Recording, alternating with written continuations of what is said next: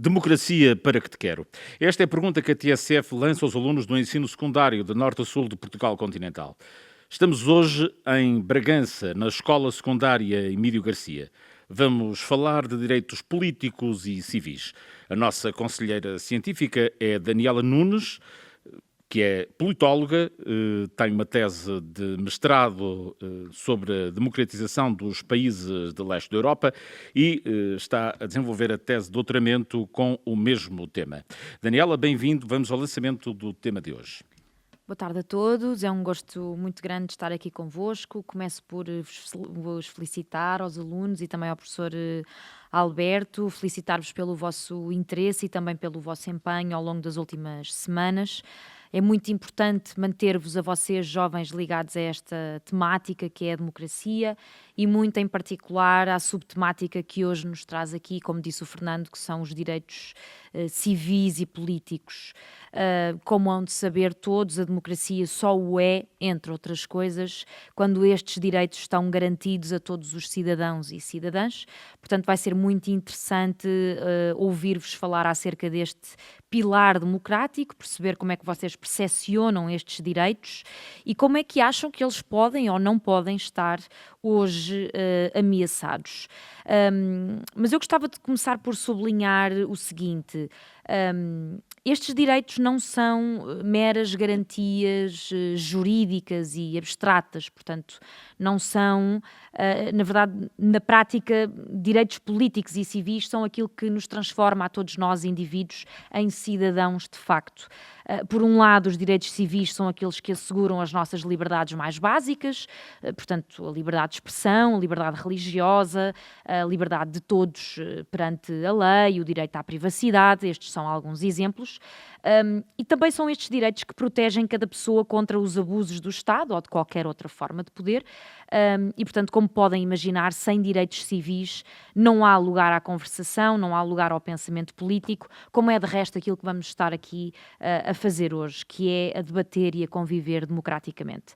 Por outro lado, os direitos políticos são aqueles que dizem respeito à participação dos cidadãos no poder e incluem, por exemplo, uma coisa que eu não sei se todos vocês já têm idade para fazer, que é o direito de voto. Se ainda não têm idade para votar, estarão lá muito perto.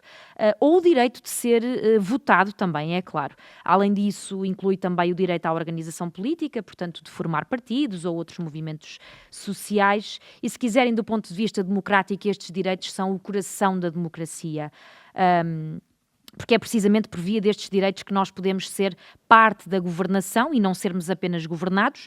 Podemos moldar de algum modo as arestas do que será o nosso futuro através das nossas decisões, nomeadamente através dos nossos votos, e adotarmos um bocadinho, se quiserem, do protagonismo da nossa democracia, que é a portuguesa. Agora, também é importante lembrar que estes direitos não são dados adquiridos, pelo menos nem sempre o foram, e sobretudo em contextos de crise ou em contextos de alguma tensão social, como é aliás o que estamos a viver hoje em dia em Portugal, por várias razões, enfim, questões ligadas à imigração, à crise na habitação, aos salários baixos. É muito fácil dar palco a discursos autoritários e discursos que fazem promessas muitas vezes fictícias de ordem e de segurança. Portanto, cabe-me a mim hoje fazer esse alerta e cabe-vos a vocês aproveitarem este momento que é um momento discursivo, é um momento político, para, enfim, darem aso à vossa imaginação, à vossa criatividade e defenderem aqui aquilo que vocês acham que são os direitos políticos e os direitos civis à luz daquilo que é a situação hoje em Portugal e no mundo. Vamos ver o que é que têm para dizer. O palco agora é vosso. Obrigado, Daniela Nunes, nossa conselheira científica desta iniciativa da TSF com o Ministério da Educação. Temos dois painéis de alunos. Começamos com alunos do 12º ano, a Mariana Braz, o João Sendim e o Bruno Alves, e que nos trazem aqui como nota de reflexão, eles estiveram a preparar-se, como se organiza e como se defende o Estado de Direito. E a mim ocorre esta pergunta, já para a Mariana. Mariana, os direitos são garantidos? Idealmente, eles seriam garantidos, né? Eles estão garantidos já em documentos, por exemplo, na Constituição. No entanto, verificamos que no dia-a-dia nem sempre são garantidos. E como hoje estamos a falar de direitos políticos e civis, há democracia sem esses direitos? E agora vamos entrar no tema em que vocês mais se prepararam para esta emissão. Eu penso que não. Não pode haver democracia sem serem garantidos os direitos básicos. Por exemplo, numa democracia é óbvio que vai ter de haver o direito a votar, a organizarmos para discutirmos as nossas ideias políticas, os valores que defendemos. Pergunto agora ao João, na tua preparação com os teus colegas, quais foram os direitos que tu consideraste ser mais importantes na construção de um Estado de Direito, num Estado em que a lei está acima das vontades de cada um? Boa tarde. Antes de mais, quero cumprimentar todos os presentes. Vivemos hoje numa democracia, e numa democracia há imensos direitos e valores que são extremamente necessários para que possamos prosseguir. E, portanto, alguns que eu posso referir, por exemplo, a igualdade de lei, muito importante para que a democracia prossiga. Também o direito à manifestação pública, o direito a uma saúde, a uma educação, a uma habitação justa e equitativa para todos, a uma liberdade de reunião e associação, mas também a nível da justiça, em que todos devemos ter os mesmos direitos de forma a justificar-nos de igual perante todos. E a democracia, no teu entender, do que tu preparaste, é um processo em construção constante? Ou hoje, digamos assim, quando olhamos para o caso português, nós já conseguimos uma estabilização e podemos dizer que está tudo bem encaminhado? Penso que a democracia está em constante evolução. Aliás, todos os desafios vão surgindo ao longo dos anos. Portanto, certamente que desde 1974 as coisas foram-se alterando e os desafios que hoje enfrentamos não eram os mesmos que enfrentamos alguns anos atrás, como os desafios que virão a seguir também não são os mesmos de hoje. O João Sendinho é outro dos elementos do vosso primeiro grupo, também aluno do 12º ano, e algo que vocês aqui quiseram destacar, e que tu já abordaste aí, que foi a liberdade de reunião e de associação. João, o que é isto? Porquê é que isto é tão importante como um direito civil numa democracia, claro? Numa democracia, eu penso que um dos fatores mais importantes e decisivos é precisamente termos os direitos de ter uma participação ativa na vida política, mas também social e civil. O direito à reunião pacífica e à associação permite o debate plural e a pressão legítima sobre o Estado. Ou seja, ninguém nos pode criticar ou discriminar por termos ideias opostas, e estamos amplamente, é permitido que reunamos e debatamos as nossas ideias sem qualquer problema. Como estamos aqui a fazer hoje. Exatamente. É um bom exemplo disso. Bruno Alves, aluno do 12º ano, também da Escola Secundária Emílio Garcia, em Bragança, sobre liberdade de reunião e de associação. Quais os pontos, vocês até organizaram isto dizendo pontos fracos e fragilidades. Quais são os pontos fracos? E não olhes para o papel, olha para nós. Quais são? Bem, antes de mais, muito boa tarde. Agradecer ao professor Alberto Paes pela oportunidade, bem como à rádio. Para mim é um gosto de estar aqui e podermos discutir assuntos pertinentes, assuntos atuais, que felizmente estão-se a tornar cada vez mais populares, porque é preciso discuti-los, efetivamente. Bem, quanto à liberdade de reunião e associação, efetivamente o meu colega tem razão. Onde existe democracia, tem que haver liberdade de reunião, associação, discussão, expressão e tudo o resto. Ou seja, é quase como um alicerce para podermos definir aquilo que pretendemos de um governo. Ou seja, onde há democracia, onde há a palavra democracia, ela anda de mãos dadas com a liberdade de reunião e de associação. No entanto, e infelizmente, isso nem sempre se verifica. Ainda há estados autoritários, partidos conservadores e países onde, ao fim e ao cabo, as pessoas não têm esses direitos. E sem isso, tu encontras isso como sendo uma fragilidade? Não desenvolveste este aspecto de quais são as fragilidades? Vocês apontam as vantagens, e tu sublinhaste-as novamente aqui, porque é que é importante que elas existam numa democracia, e onde vês a fragilidade nas leis que existem? Há alguma fragilidade nas leis que existem quanto à proteção da reunião, da liberdade de expressão, essas coisas? Quanto às leis que nos permitem reunirmos, debatermos e pronto, podermos estar a discutir assuntos políticos, atualmente no nosso país eu não considero que haja fragilidades nesse sentido. No entanto, há sim em sítios que não nos permitam ter manifestações pacíficas, peço desculpa, e onde são usados métodos de repressão, muitas vezes violentos, para que se possa continuar com ideologias, lá está, opressivas. Nós temos, mas por vezes, mesmo, Portugal é uma democracia, é algo pacífico, assistimos à proibição de algumas manifestações. Aliás, ainda tivemos há pouco tempo um caso em Lisboa, junto do Martim Muniz, em que houve a proibição de não se podia realizar, e depois todos nós vimos os confrontos. Isso está dentro do campo do que deve ser uma democracia, e não há aqui alguma violação dos direitos civis, no vosso entender, ou não? Nesse sentido, haverá. Não é? Porque... Mas não se sobrepõe a segurança como sendo mais importante da maioria em relação a uma minoria, ou não? Isto sou eu só a perguntar. Tem que, ao fim e ao cabo, existir os dois, não é? A liberdade para a expressão e para a reunião, por aí fora, bem como a segurança. Eu vou agora falar com a Mariana, precisamente sobre a proteção das minorias. Nos subtópicos que vocês aqui lançam isto como sendo um ponto fundamental nos direitos políticos e civis. Mariana, o que é que tens a dizer sobre este assunto, a proteção das minorias? Eu penso que é um tópico bastante importante para termos uma democracia justa, igualitária, porque todos fazemos parte de uma sociedade, minorias, maiorias, somos todos uma sociedade, e o importante aqui é que sejamos todos iguais perante a lei, ou seja, protegermos as minorias é determinante para conseguirmos uma democracia justa. Por exemplo... Força. Então,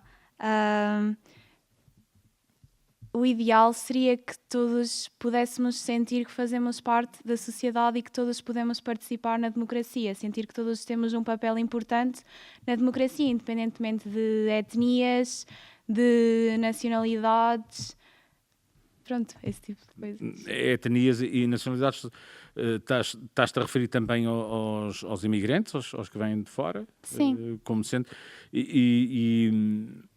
Como é que fazemos a proteção dessas pessoas do que vocês prepararam? Vocês debateram isto, vocês estão um bocadinho presos aqui, podem falar aquilo que falaram também na preparação do programa.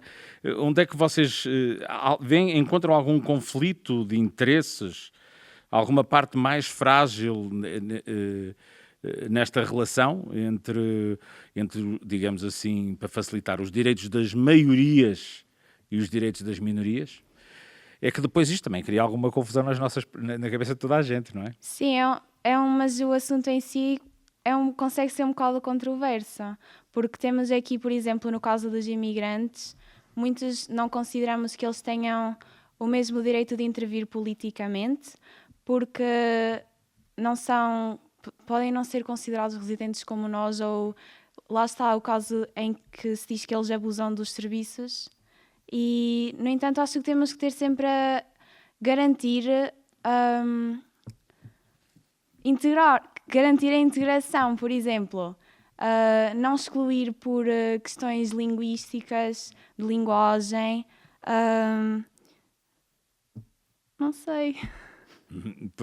Por hábitos culturais? Sim, também. É uma questão de tentar integrar tudo aquilo que não ocultando a cultura portuguesa, claro, mas tentando ajustar e arranjar forma de que todos se possam expressar livremente, sem haver necessidade de uns sobreporem a outros. João, querias acrescentar alguma coisa sobre este mesmo subtópico? Nós sabemos que hoje enfrentamos muitas pressões, mesmo a nível partidário, sobre o tema da imigração, o tema das minorias. Nós também sabemos que uma democracia também se faz muito com respeito mútuo entre a maioria e as nossas minorias. As minorias têm todo o direito a poderem receberem cuidados de educação, como eu já disse, também acesso à habitação, à saúde, acesso à justiça, igualitários entre todas. E as minorias não são mais nem menos do que ninguém. E hoje penso que há uma grande pressão em toda a nossa sociedade acerca desse tema. Uhum. Lá está, talvez por aquela ideia que a democracia é a vontade da maioria, e o que nós estamos aqui a dizer é a vontade da maioria, sim, mas também a proteção das minorias, não é? E parece haver aqui algum conflito de princípios e de interesses, quando na realidade não existe. Será isso? Pode ser, mas nós sabemos que existem leis no nosso país, que a nossa Constituição alberga já leis que pretendem e se destinam à proteção das minorias, enquanto a sociedade é sempre um pouco complicado a falar, porque as opiniões, como nós sabemos e vimos a nível dos debates agora, divergem muito, e enquanto por uma pessoa está de acordo com uma imigração mais regulada, outra mais descontrolada, é muito complicado ainda hoje definir como é que podemos fazer esse diálogo. Uhum. Bruno Alves, vocês falam também e prepararam também, quiseram trazer como um subtópico proteção judicial e o direito de recorrer das próprias decisões judiciais. Querem explicar isto melhor? Por favor, queres explicar melhor? Neste caso, este subtópico é uma garantia de que todas as pessoas a que não lhe foram, a que os seus direitos tenham sido violados, tenham a oportunidade de recorrer para obterem julgamentos justos, direitos iguais, igualitários e equitativos, ao fim e ao cabo. Ou seja, dá uma certa responsabilidade aqui ao Estado a entregar a todas as pessoas os mesmos recursos e promove uma cultura de reparação e de justiça igual para todos. Uhum. Mas isto funciona assim mesmo? É essa a percepção que nós temos? Infelizmente tem o seu lado negativo. Porquê? Porque o problema não é se estes recursos existem, mas sim a possibilidade de os aplicar. Ou seja, às vezes o custo, a falta de informação, a desinformação, a lentidão dos processos, as burocracias tornam a aplicação destas coisas um bocado mais lenta e mais difícil, ao que se vê que acabam por não se aplicar. Uhum. Portanto, é recorrente, e toda a gente fala nisso hoje, da lentidão da justiça, mas a lentidão não é também uma garantia, em muitos casos, de que as decisões estão a ser devidamente ponderadas, Mariana? Acho que depende. Por exemplo, eu vi aqui há uns dias que houve uma situação de uma multa que foi a tribunal e que ficou lá mais de 10 anos, creio eu. Uhum. Não sei, acho que depende um bocado dos casos, mas nesse caso vemos que houve gente que ficou à espera imenso tempo por uma situação que a nós nos parece quase assim banal. Uma multa, ficar 10 anos em tribunal. Uhum. Por isso... Por isso, digas concluir que depende muito disso de se estão a ser feitos todos os procedimentos necessários para que seja garantida a justiça e um debate justo também em questões judiciais. Uhum. João, achas que está garantido, e pegando no caso português, uma justiça, estamos a falar dos princípios, não é? Mariana trouxe aqui um caso em concreto e todos nós conheceremos muitos casos e casos bem famosos, não é? Que se arrastam durante 10 anos, 15. Achas que está garantida esta equidade, direitos iguais a todos na justiça em Portugal? Que este princípio, esta pedra basilar da democracia está assegurada em Portugal? Eu penso que sim, mas também nós todos percebemos e sabemos que a justiça, tal como todos os outros setores da nossa sociedade, tem falhas, comete erros. O caso que a Mariana referiu, portanto, uma multa estar mais de 10 anos em tribunal é um puro exemplo disso, mas para a democracia funcionar, e nós sabemos que funciona, é necessário termos uma justiça que defenda a igualdade. Nós não podemos discriminar ninguém, nem enquanto sociedade, muito menos a nível da justiça. E espero e penso que isso está garantido hoje. Convoco aqui o Bruno para nos esclarecer o último tópico desta parte do debate, que é o direito à liberdade e segurança e uma garantia universal, que vamos ter com um outro painel, mas estava eu a dizer que o chamava aqui para nos trazer algum esclarecimento sobre este tema geral que eles lançaram. Ora, como se organiza e como se defende o Estado de Direito, Bruno? Bem, primeiro dizer-lhe que o Estado de Direito é quase um alicerce da nossa sociedade democrática. Ou seja, onde há democracia, o Estado de Direito entra em ação. A sua existência permite que todos os cidadãos, todas as entidades, e incluindo o próprio Estado, estejam subordinados, estejam sujeitos à lei de forma igual. Ou seja, uma lei justa, uma lei imparcial, uma lei acessível e, acima de tudo, eficaz. Efetivamente, o debate que temos aqui hoje é sobre isto, é o que é que falha, o que é que se aplica corretamente e aquilo que abordamos agora há pouco, a lentidão, as burocracias, entre outros. Para além da existência de normas jurídicas, o desafio efetivamente reside na implementação desses recursos. O Pacto Internacional sobre os Direitos Civis e Políticos, que foi aquilo que nós tivemos mais como recurso para trabalhar neste debate, oferece, portanto, um quadro muito robusto de normas internacionais que nos permitem a organização e a defesa do Estado de Direito. 3 alunos do 12º ano da Escola Secundária Emílio Garcia, em Bragança.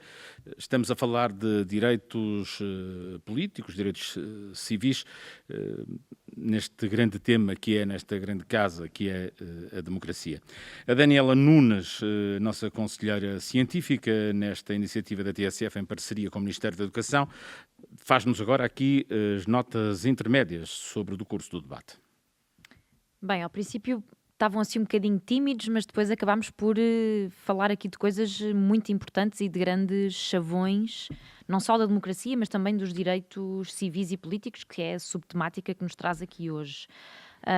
Tirei aqui algumas notas enquanto vocês falavam, não posso deixar de sublinhar a importância, julgo que foi a Mariana que destacou o papel da Constituição como garante dos direitos civis e políticos, obviamente, mas também, e penso que foi o João que tocou neste ponto, da questão da lentidão dos processos e da burocracia estatal ligada à justiça, como sendo um retrocesso face à garantia de alguns direitos, como é o caso de um real acesso à justiça.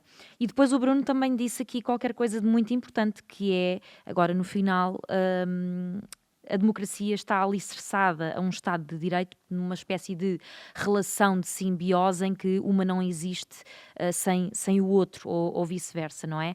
A Mariana destacou ainda a importância de... a Mariana e no geral, os três destacaram muito, e também nas vossas notas escritas, a importância de uma democracia justa e igualitária no respeitante à proteção das minorias, nomeadamente no acesso a um conjunto de direitos que destacou o João, a saúde, a educação, a habitação e por aí fora. Portanto, são obviamente temáticas onde a questão dos direitos civis, e como eu comecei por destacar, efetivamente eles não são... parecem, mas não são questões jurídicas e abstratas, eles existem na nossa vida real, quando vamos a um hospital, quando frequentamos a escola, quando entramos em casa. Portanto, fazemos uso de coisas e de serviços todos os dias que, na verdade, em abstrato, o que são são direitos civis e políticos de que estamos a usufruir e que muitas vezes as minorias, aos quais as minorias não têm acesso, como nós, ditos cidadãos standard, para usar um termo, enfim, que não me cancele socialmente. Mas sim, de facto estamos a ter um debate muito interessante, que começou com alguma timidez, mas evoluiu rapidamente e com sucesso. Segunda parte do debate, estamos na escola secundária em Bragança, com alunos desta vez do 10º e do 11º ano. Ora, a Yara Matela e a Mariana Barbosa trazem-nos como tema de reflexão este programa de hoje, que é dedicado aos direitos políticos e civis, e deixam-nos aqui uma pergunta bastante interessante. Direito à liberdade e à segurança, uma garantia universal? É mesmo assim? Será mesmo assim? Tenho muita curiosidade em ouvir aquilo que vocês prepararam. Obrigado por terem vindo. Então, neste momento, no mundo em que estamos a viver, sabemos que não é bem assim. Muitas pessoas são presas, exiladas e detidas injustamente sem ter um princípio legal, e muitas vezes estas pessoas são imigrantes ou refugiados que não se encontram no seu país de origem, o que dificulta porque cria barreiras linguísticas e porque muitas vezes estas pessoas não têm literacia suficiente para saber como agir nessa situação e como se defender a si própria e os meios a que pode recorrer. Querias acrescentar, por favor, tu? Eu penso que hoje em dia Portugal não está nos seus piores termos comparativamente com outros países que se encontram muito piores do que Portugal, mas, por exemplo, em Portugal muitas das pessoas, principalmente imigrantes, muitas das vezes são detidos e acabam por ficar muito tempo em prisão preventiva, e depois as remunerações, por exemplo, não acabam por bater certo com o tempo que ficaram privados da sua liberdade. E também muitas das vezes há uma demora muito grande até as pessoas conseguirem contactar com alguma pessoa competente nessa área, como por exemplo um juiz, o que acaba por dificultar muitas das vezes os processos, o que deixa as pessoas mais abaladas e muitas das vezes mais em baixa, também devido ao facto de não se encontrarem no seu país de origem e muitas das vezes não se conseguem comunicar tão bem como comunicariam. E era o que tu não estás, o que vocês, o que a Bajor estava a dizer é que nem sempre o Estado está a cumprir com a sua obrigação, aquilo de que falávamos na primeira parte do debate, de garantir uma lei igual e os tais direitos de acesso a essa justiça para todos, é isso? Sim, neste momento muitas das democracias que ditam ser democracias não são igualitárias para todas as pessoas e não respeitam as leis que estão e os artigos que devem seguir. Então, eu acho que muitos países ainda exilam e detêm pessoas ilegalmente, o que vai contra a lei e vai contra o artigo 9, que é que ninguém pode ser preso, detido ou exilado sem ter um fundamento jurídico.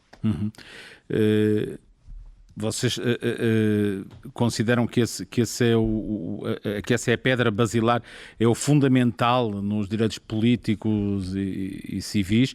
Geralmente as pessoas, quando falamos de direitos políticos e civis, a primeira coisa de que se lembram é o direito à reunião, o direito a votar, e nunca vão para aqui. Vocês estão a ir um bocado mais fundo.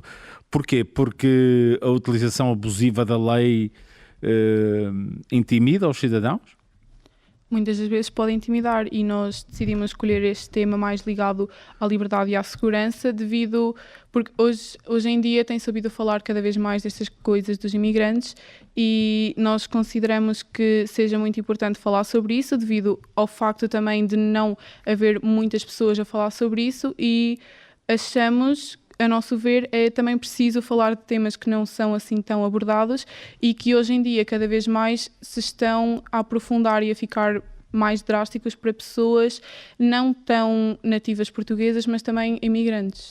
Do que vocês prepararam para este debate, quando tiveram a fazer a investigação, os direitos políticos e civis foram sempre assim, como temos hoje? Não.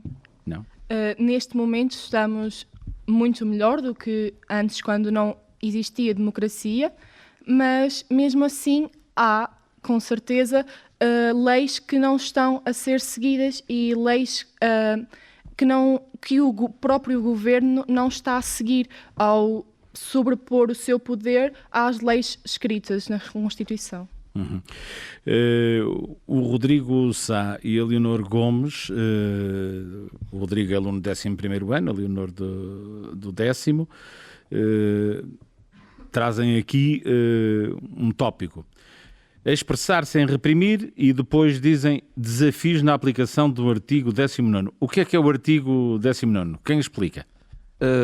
O artigo 19º consiste... Olá, Rodrigo. Olá, boa tarde. O artigo 19º consiste naquilo que nós muito bem conhecemos como a liberdade de expressão. Não é segredo para ninguém que nos tempos de hoje a liberdade de expressão está cada vez está a enfrentar cada vez mais desafios. E desta forma, ao longo do nosso processo de investigação para este debate, eu aproveitei para investigar mais a fundo aquilo que nós também conhecemos os nossos órgãos de comunicação, ou seja, os mídia. Estes têm apresentado cada vez um fenómeno que é conhecido por mediatização, ou seja, este processo consiste na influência que os órgãos de comunicação têm sobre a sociedade, em setores como, por exemplo, a política, a economia, a cultura, o desporto, a religião e até mesmo a educação. Esta influência passa por ser recíproca entre governos e órgãos de comunicação, uma vez que os órgãos de comunicação têm a capacidade de influenciar os governos, uma vez que irão influenciar as massas, mas também acontece o contrário, uma vez que os governos aplicam leis que podem regular este uso dos meios de comunicação. Temos, por exemplo, países como no Irão, a China e o Vietnã, que criaram sistemas para limitar o acesso a essa informação. Na Caxemira, por exemplo, a internet é cortada sempre que há protestos. Desta forma, é importante ressaltar a importância de organizações que defendam a liberdade de expressão. Destaco então aqui a organização Repórteres Sem Fronteiras, que luta pela liberdade da imprensa e pelo direito à informação independente, tal como é previsto na Declaração Universal dos Direitos Humanos. Um estudo feito em 2024 apresentou que a liberdade de expressão está cada vez mais ameaçada, uma vez que os Estados estão a falhar em garantir condições para um jornalismo livre, plural e fiável. Ouvimos aqui o toque, mas não é para te calares. Podes continuar a falar. Leonor, esta parte do debate, este subtema dentro do debate foi preparado também por ti, juntamente com o Rodrigo. O que é que queres acrescentar sobre este mesmo tema? Da liberdade de expressão. Estava aqui um bocado assustado com o caminho que isso estava a levar, da relação entre a comunicação social e os políticos, mas diz. Em relação a este artigo, nós dividimos o trabalho entre os dois, claro. O Rodrigo focou-se mais nos pontos fracos ou naquilo que ainda estava um pouco aquém de ser o ideal e de cumprir este artigo, e eu foquei-me um pouco mais no que já evoluiu, no que hoje em dia já melhorou, não é? Tendo em conta em tempos remotos onde muitas das pessoas eram oprimidas por falar, não tínhamos democracia sequer. Também salientei a parte das mulheres, porque muitas pessoas, às vezes, quando se fala na questão do direito à liberdade de expressão, direito a votar, assimilam isso como um direito universal, mas a verdade é que as mulheres, ao longo dos tempos, enfrentaram muitos mais desafios na questão de conseguirem alcançar os mesmos direitos que os homens. E a verdade é que ainda nos dias de hoje, em muitos lugares do mundo e mesmo em qualquer comunidade, ainda há muito... E em Portugal só puderam votar há 50 anos, que é não verdade. podiam antes, sim. E em qualquer comunidade ainda se verifica algum preconceito contra as mulheres. serem menos capazes, menos inteligentes, até possuidores mesmo de direitos. Também pensei em destacar a questão que é um bocado contraditória à do Rodrigo. Ele destaca a questão dos mídias também serem influenciados pela política. De hoje em dia, se calhar, não temos acesso à informação tão fidedigna, lá está por também ser manipulada. Eu também salientei a parte positiva em questão em relação à informação, que hoje em dia temos muito acesso a vários tipos de fontes que podemos facilmente, até nos nossos telemóveis e dispositivos, consultar. E a verdade é que há algum tempo não havia tanta liberdade nesta questão da informação, era tudo muito controlado, o que se publicava, o que se podia ler, e hoje em dia nessa questão também evoluímos bastante. Como assim? É tudo mais controlado há algum tempo? O que é esse algum tempo? Queres precisar? Para eu perceber mais ou menos. Quando, na ditadura, não é? Muita da informação, isto falando em Portugal, porque nos outros países, claro, cada país mais. tem a sua... em Portugal, antes não se podia falar sobre alguns temas, não se podia consultar informações e ter 100% de certeza que eram fidedignas, e hoje em dia temos mais por onde consultar para nos informarmos melhor acerca de vários temas. Rodrigo, a Leonor disse que tu achavas que a informação que era manipulada. E estás-te a referir aos dias de hoje também? Se calhar, não é? Creio que nos dias de hoje enfrentamos muito o problema de que os órgãos de comunicação estão cada vez mais, podemos dizer, privatizados. Ou seja, têm interesses além daqueles que são realmente os que deviam importar, que é informar as pessoas daquilo que realmente acontece no nosso país. Vivemos cada vez num... Queres dizer, têm cada vez mais interesses de negócio? Sim. Com isto quero dizer, muitas vezes procuram agradar as audiências. E desta forma é importante também estabelecer certos limites naquilo que é dito ou não. Ou seja, muitas vezes acontece, principalmente temos ouvido durante as campanhas, que há uma confusão entre um discurso de ódio e aquilo que são as ideias impopulares. Com isto eu quero dizer, discurso de ódio é tudo aquilo que incentiva neste caso o ódio, a violência, e muitas vezes é visto os partidos políticos, principalmente os mais extremistas, confundem isto com ideias impopulares, ou seja, que pessoas possam concordar, principalmente contra minorias. Ideias populares, não impopulares, populares, que os vai tornar mais populares, é isso? Não, o que eu quero dizer com ideias impopulares, ou seja, que eles veem que só eles é que têm, entende o que eu quero dizer? Por exemplo, apresentam aquilo como ideias revolucionárias, que no caso podem não ser, e por vezes é muito difícil distinguir um discurso de ódio dessas tais ideias impopulares. E quando dizes impopulares, estás-te a referir certamente que a maioria não concorda, mas o que é que a comunicação social, os mídias, o que é que têm a ver com isso? Achas que não fazem o contraponto, o contraditório o suficiente? O que é que achas que fica por dizer? Ou achas que deveriam cortar isso? Também não podem cortar, é uma opinião, porque senão então aqui temos um conflito também de direitos e... Pois, isso claramente é verdade, porque muitas vezes pode ser argumentado, então não deixam de dizer só por ser mentira. Exato, esse é o problema. E por isso é que acho que é importante debatermos estes assuntos, pois é muito difícil distinguir aquilo que pode ser dito e do que não pode. E acho que aí é importante a sensibilização da sociedade para saber reprimir quando é preciso e ouvir quando realmente é importante e quando as pessoas, apesar de nós não concordarmos, podem exprimir essa sua opinião. Quando nós vemos os programas de verificação de factos, por exemplo, aí teremos já uma ajuda, um trabalho da comunicação social. Quer dizer, isto é mentira, isto é verdade, isto não corresponde, isto não foi dito. Isso também ajuda, não, ou não? Que Sim, o discurso seja mais... se perceba melhor e que seja o mais verdadeiro possível. Claramente, nós enquanto sociedade temos que confiar nos nossos órgãos de comunicação. Mas tu tens muitas dúvidas. Pois o problema é quando essa confiança não é respeitada mutuamente entre os órgãos de comunicação e, neste caso, quem ouve, a sociedade. Achas que a sociedade está desconfiada?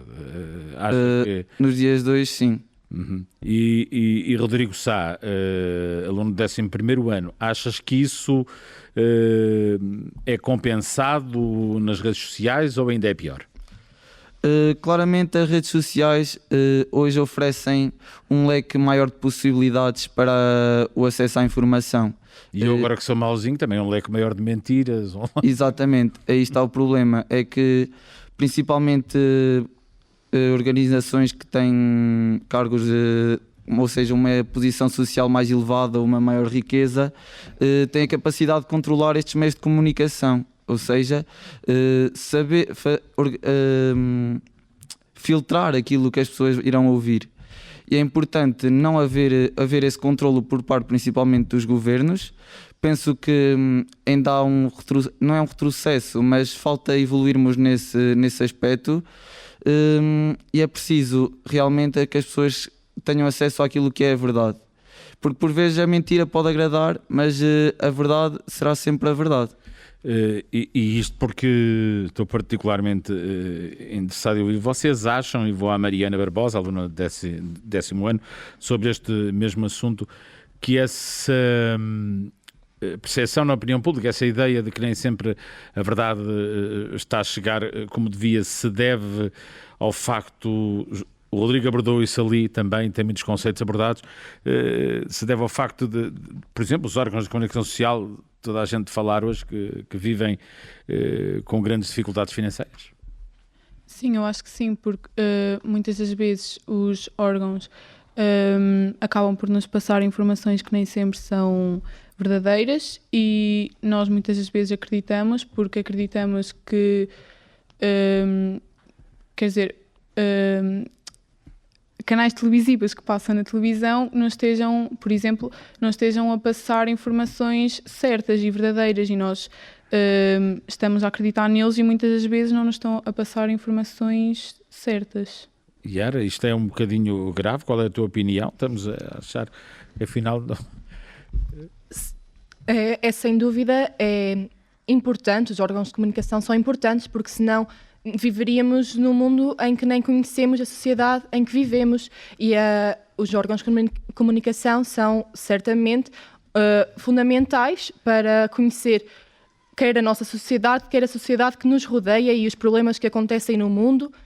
E como sabemos, alguns jornais agora têm fechado por falta de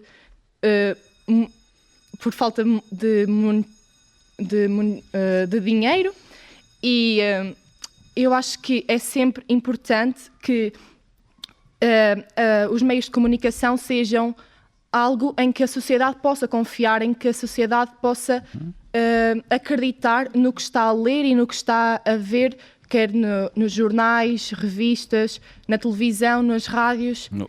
Yara, mas o Rodrigo estava muito a focar a intervenção dele. Se eu estiver errado, diz-me, Rodrigo. A questão está no que se diz, não em quem diz. Não. Do que eu percebi, do que ele estava a dizer, não interessa se é nas redes sociais ou se está a sair pelos órgãos de comunicação tradicionais. A questão é que ele tem dificuldade em acreditar na informação que circula. E também a Mariana tem muita dificuldade, e do que eu estou aqui a perceber, só tu é que estás a tentar fazer aqui algum contraponto, é que as pessoas vocês têm muita desconfiança da informação que circula, não acreditam. E isto lança-nos para este tema que vem também neste painel, que tem a ver com o digital e as redes sociais. Eu vou, Leonor, de tudo o que eu visto até agora, Leonor Gomes, aluna do 10º ano, queres acrescentar algo antes de eu te fazer a pergunta? Pode perguntar. Vou perguntar.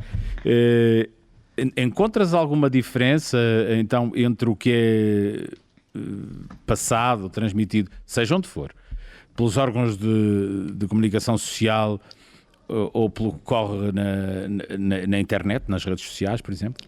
Sem dúvida. Eu acho que a informação que passa que eu considero mais fidedignos em canais televisivos, em estações da rádio, é sempre um pouco mais cuidada e trabalhada. E em contrapartida, na internet, a internet também trabalha muito com números, com chamar a atenção dos utilizadores. Eu acho que muitas vezes... O tal algoritmo. Sim, exatamente. Então eu acho que muitas das vezes estes utilizadores nas redes sociais que partilham notícias, as contas até de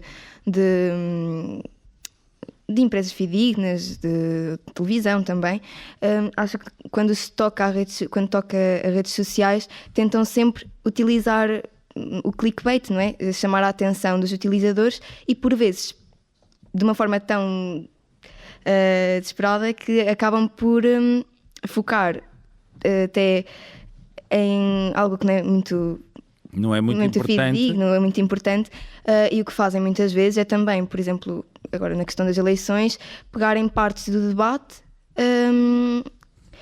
e retirá-las de um contexto. Às vezes pegam no que um político disse, mais problemático, que se calhar naquele contexto fazia sentido ser dito. Foi o que falou mais alto.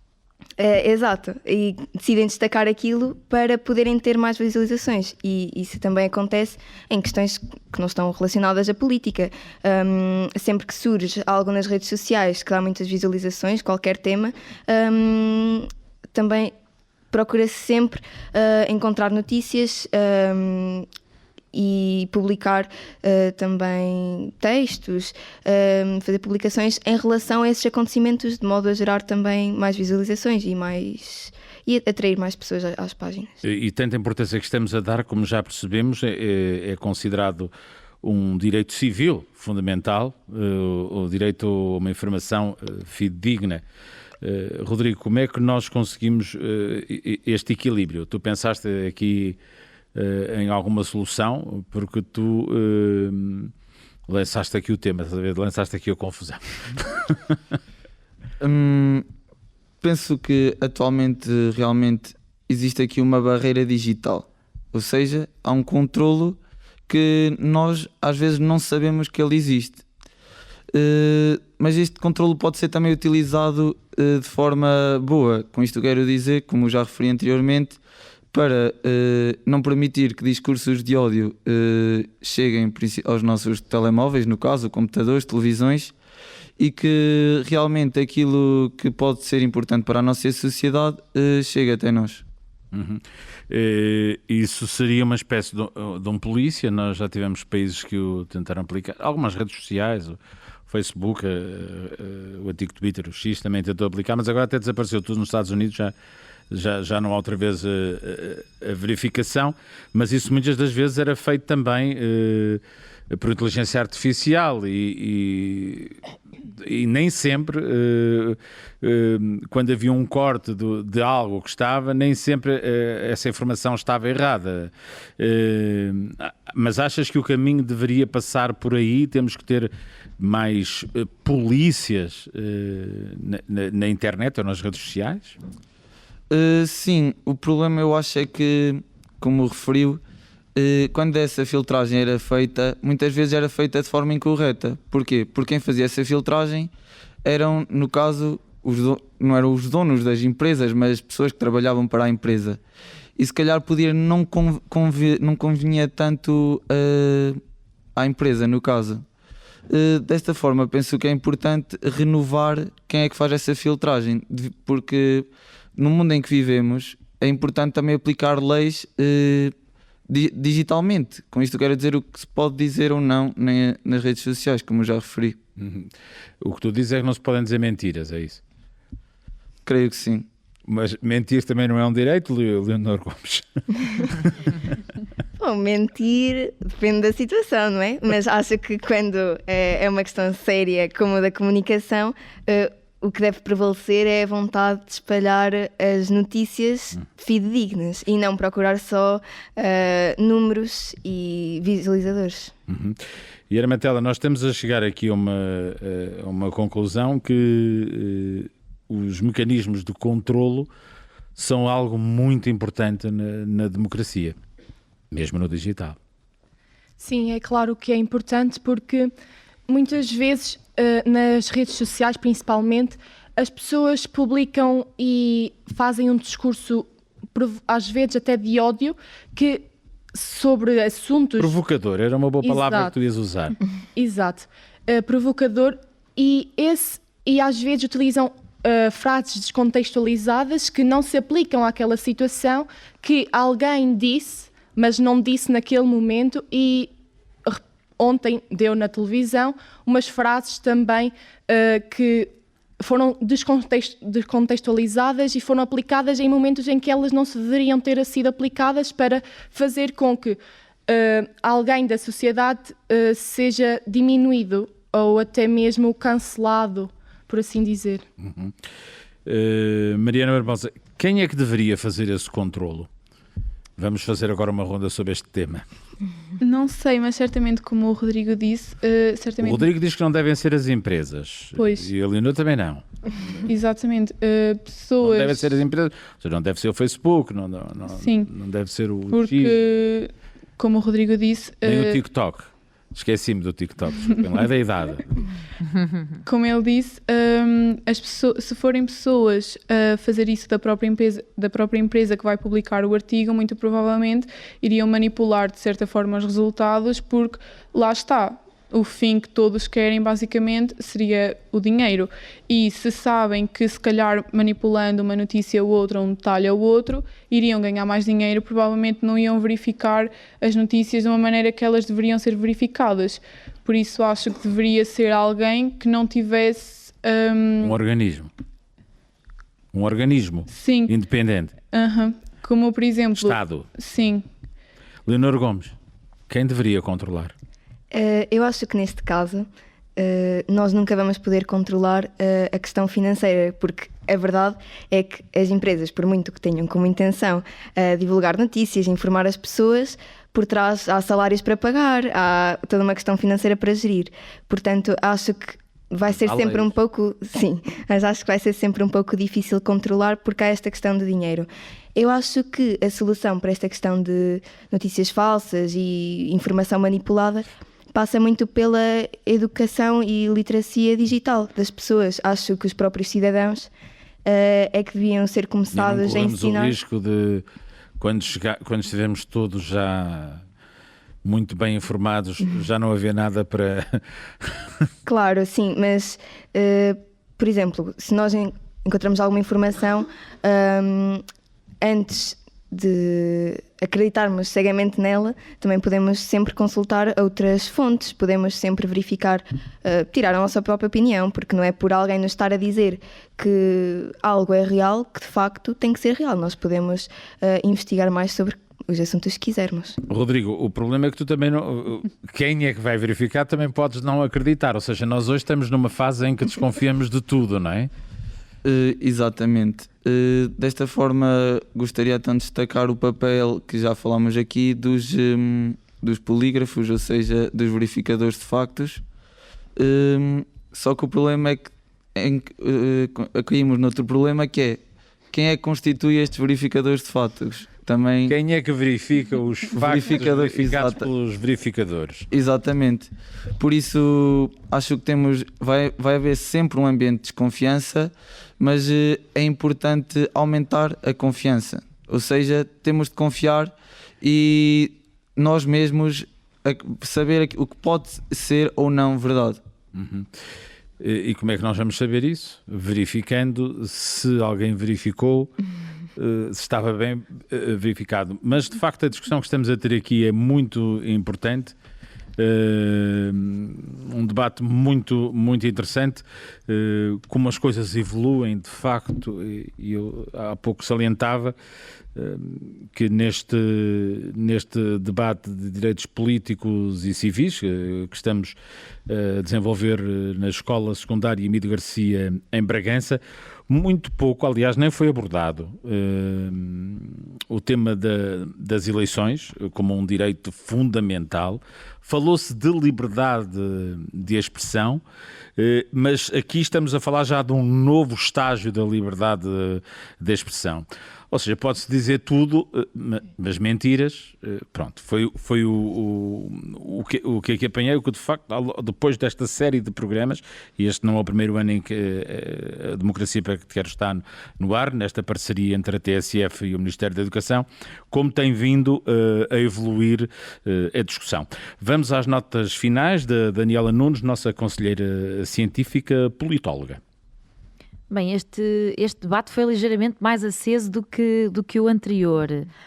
Confesso que fiquei aqui um bocadinho surpreendida, não positiva nem negativamente, um bocadinho assustada também com algumas das vossas opiniões, especialmente no que respeita à comunicação social, mas é importante ouvir-vos e é importante saber também em que ponto é que vocês se sentem precisamente em matéria de confiança. Começou por ser salientada uma coisa com a qual tenho mesmo que concordar. Há obviamente uma evolução no nosso país, sobretudo desde o 25 de Abril ao nível dos direitos políticos e civis, desde logo também no que concerne à liberdade de expressão e aos mídias, precisamente aos canais de comunicação social, mas também num acesso a um conjunto de outras e novas fontes, como são as redes sociais e que vocês, camadas mais jovens da sociedade, utilizam tanto.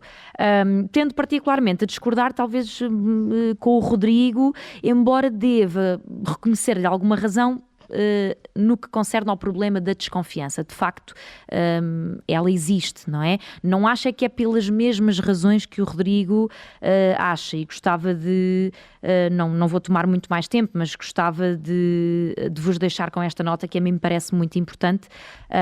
A comunicação social é uma parte da espinha dorsal de qualquer democracia.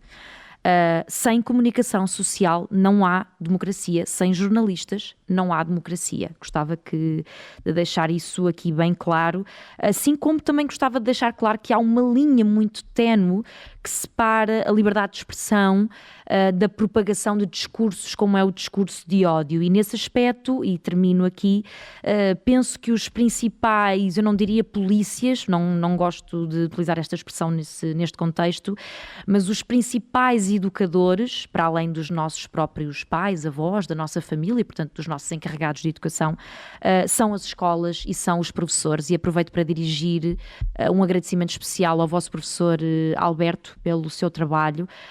Atividades como esta são parte da vossa educação para a vossa cidadania e para a vossa formação como adultos. Por isso, jornalistas e professores são uma parte muito importante da democracia e são também eles uma parte muito importante, porventura, do que são os direitos civis e políticos em democracia. Deixamos então a Escola Secundária de Bragança, a Escola Secundária Emílio Garcia, onde viemos falar de direitos políticos e civis. Os cuidados técnicos foram do José António Barbosa, a Rita Chantre e a Líbia Florentino trataram da imagem, a Alexandra Almeida da produção. A versão integral pode ser escutada no site da TSF, onde tem também a versão em vídeo. Plataformas habituais de podcast para ouvir mais tarde. Obrigado a todos e esperamos vê-los em breve numa outra latitude.